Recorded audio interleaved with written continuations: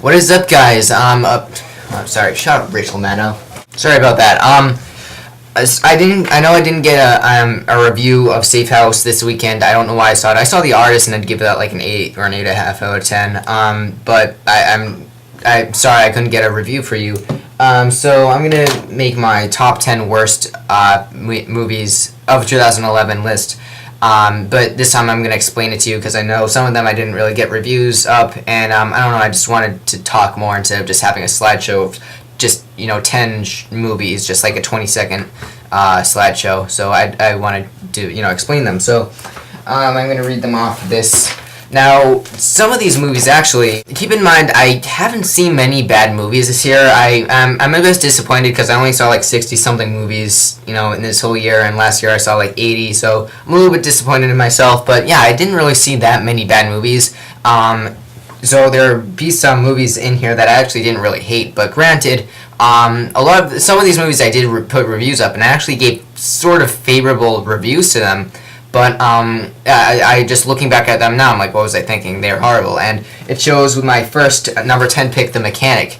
Now the review I have up, I don't know, I haven't taken it down yet, is like one of my most reviewed one of my most viewed videos, and the audio's down and there isn't a review on, which kind of sucks. But The Mechanic, I originally liked it, but it was just the tone was totally off, and the characters were very unlikable, and it was hard to really, go along with this plot, since I really couldn't connect with any of the characters at all. Just didn't really flow well, and I just really lost interest in it.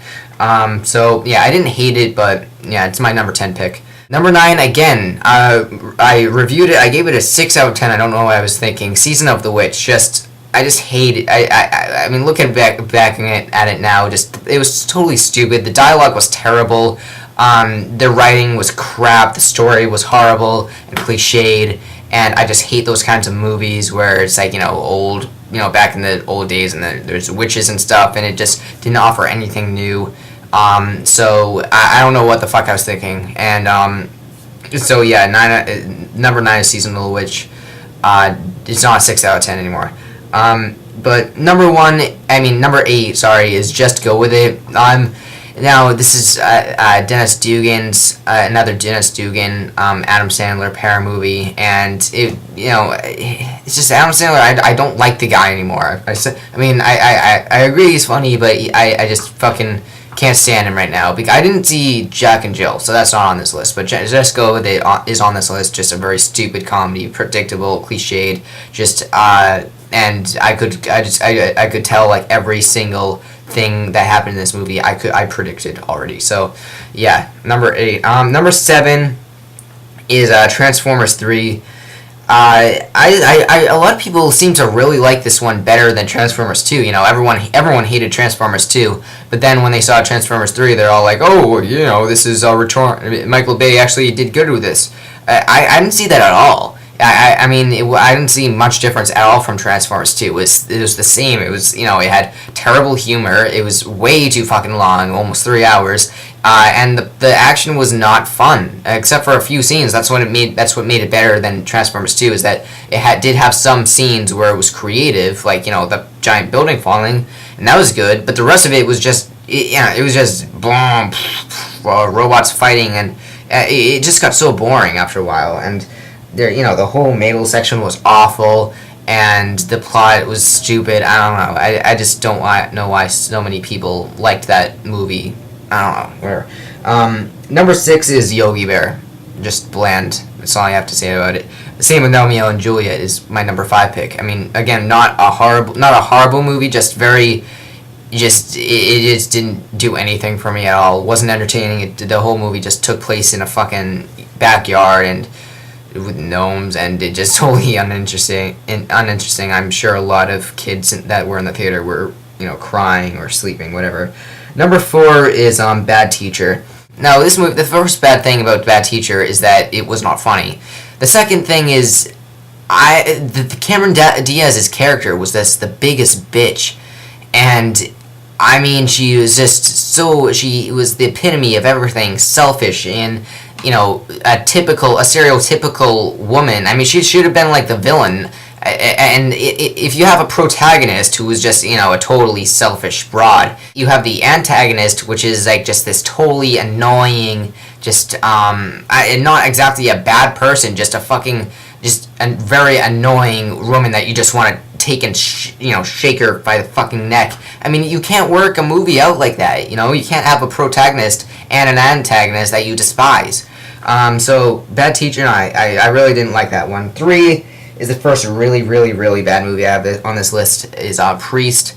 I should have expected it from the directors of, I did expect it from the directors of Legion, but just so boring, and so forgettable. I don't remember anything about that movie. Just Paul Bettany, I don't remember any line of dialogue. I can't even remember the plot.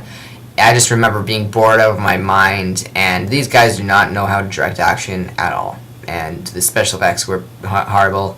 Whatever.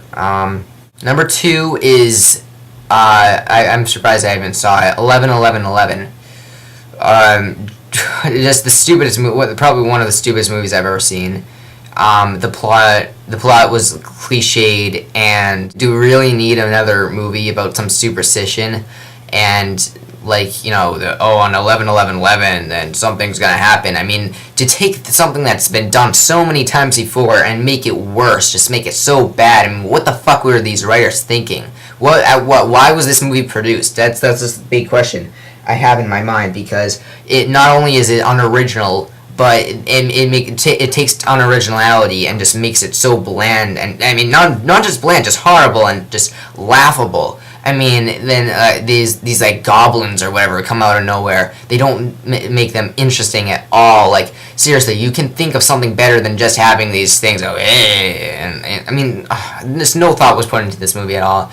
I just want to forget about it. And number 1, the worst movie I saw this year was The Roommate. Yeah, this movie makes 11-11-11 look like fucking like Memento. It was just, I just talked about how 11-11-11 took unoriginality, made it bad. This just took single white female and made it. I don't get this. I don't get it. Like, this is what pisses me off about Hollywood these days. You take a fucking you take a movie that's already been done, redo it for no reason, and make it worse. That it's just shit. You're not trying to make it better. You're just throwing it out as, whatever movie.